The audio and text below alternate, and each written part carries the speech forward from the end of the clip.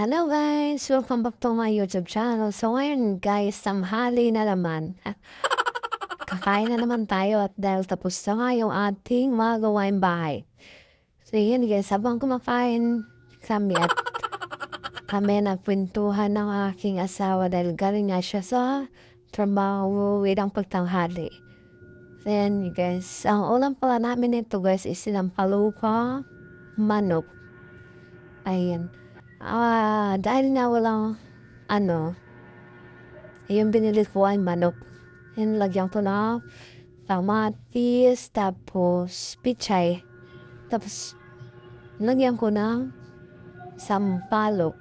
Oh. Diba masarap ang sabaw nito guys. Dahil ang araw na to ay maulan-ulan din. So, ayan.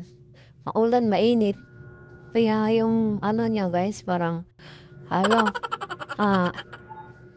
nagkakasipon. Kaya, mas masarap to sinampalok ang manok. Masarap yung may sabaw. Guys, maglalaban na naman ako. Dahil nga tanghali, o ngayon lang uminit-init,